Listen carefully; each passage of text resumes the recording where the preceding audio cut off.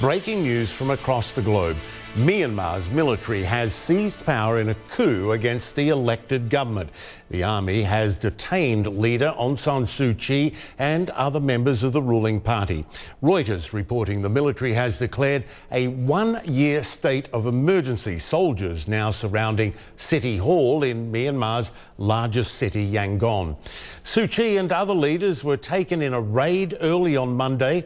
There have been growing tensions between the civilian government and the military after Suu Kyi's ruling party, the National League for Democracy, claimed victory in a landslide in November's election. The military claimed that there were irregularities in that vote. US President Joe Biden has been briefed on the situation.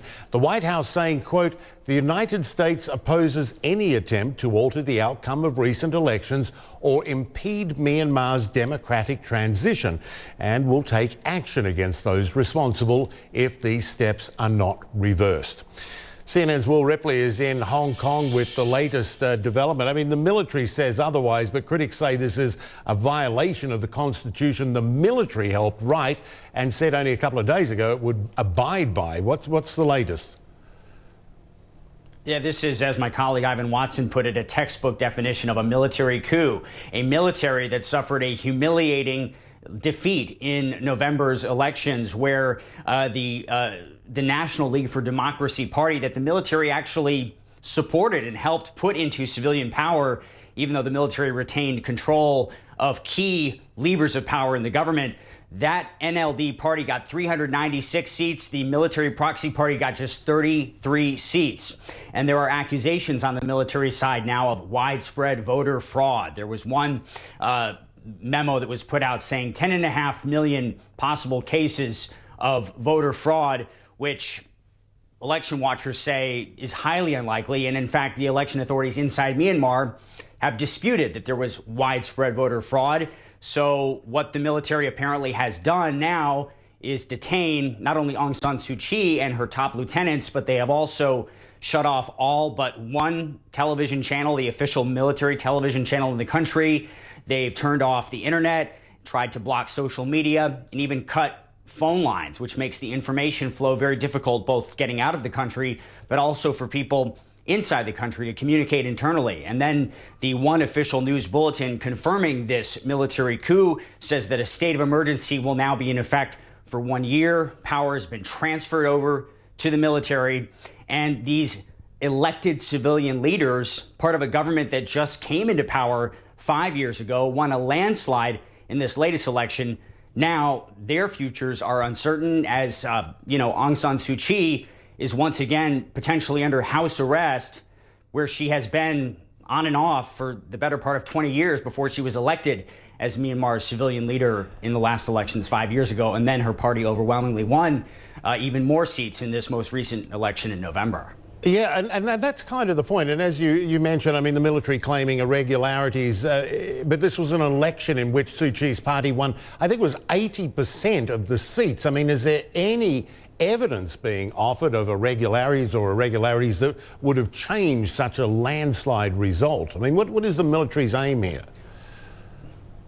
Well, there are other stakeholders in this election who've been concerned about irregularities, particularly political parties representing ethnic minorities inside Myanmar, which is a country that is deeply divided, not only along political lines, but on ethnic lines. And Aung San Suu Kyi, who was a darling of the global movement for peace and democracy for many years, she won a Nobel Peace Prize back in the early 90s. And was celebrated for her work to try to bring democracy to Myanmar, which was for decades, controlled by an authoritarian, military government, isolated from the outside world. She was a key figure in opening the country up, but then has really fallen from grace in the eyes of many internationally because she was at the UN defending the military that kept her under house arrest for 15 years in accusations of genocide against the Rohingya Muslims who, more than 700,000 of them have been basically forced out of their villages into neighboring Bangladesh. They've described being raped, being murdered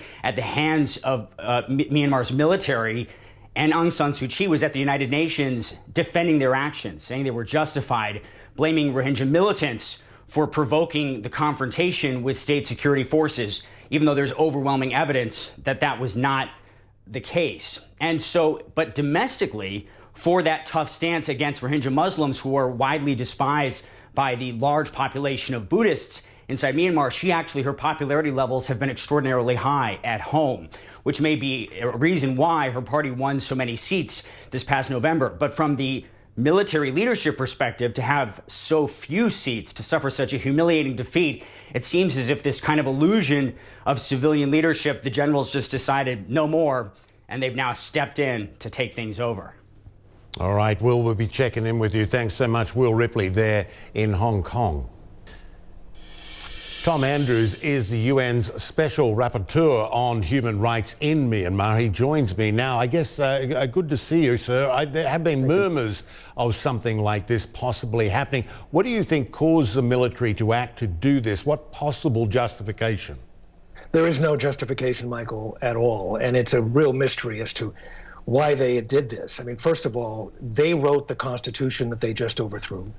It gives them enormous power and enormous economic power, political power, control of key ministries, control of 25% of the parliament. So, first of all, how and why they overturned their own Constitution is incredible. But then just 24 hours ago, they assured the international community that they would abide by the Constitution. So this is an outrageous action, but it mystifies many as to why they would go about doing this, given the situation that they were in, that they put themselves in, and given the assurances that we had just 24 hours ago. The military never took its hands off the levers of power, did it? I mean, it kept control of key parts of the government. How damaging is this to Myanmar's democratic future? Well, it's extremely damaging. I mean, think about this. The people of Myanmar have been through so much. They've lived through decades of brutal military rule. They're going through a pandemic. The economy is in tough shape for so many. This is something that the people of Myanmar who have suffered so much, it's so incredibly unfair for them to have to go through this right now. As you mentioned, there's a lot that we don't know. We know that key leaders, the state councilor and others in the National League for Democracy have been detained, but we also know that there are others in civil society and a wide range of people and groups. There are people who we can't reach. So there's a lot that we do not know. But what we do know is that an outrage has occurred in Myanmar, and the international community can't stand idly by while it does. I was about to ask you about that. I mean, the last time the military took power, elections didn't happen for 20 years. Are you worried about what's to come? And this is a real test for the international community and US President Joe Biden, one of his first tests. Well, I am worried. And indeed, it is a test for President Biden. It's a test for all of us.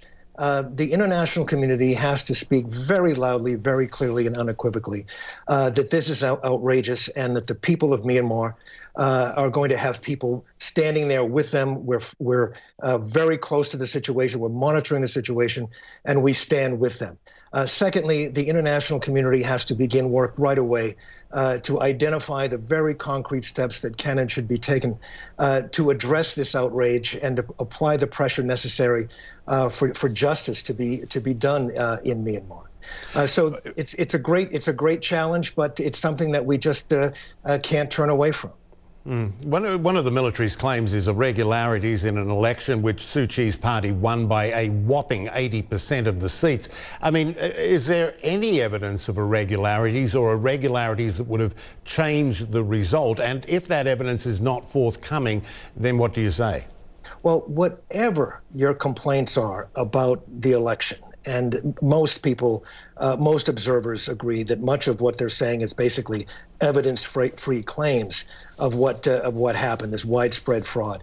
But at the very least, regardless of what your concerns are or complaints are, you don't overthrow this developing democracy. You don't overturn this Constitution that you have just pledged to abide by. It's simply outrageous regardless of how you felt about the election, and it's unacceptable.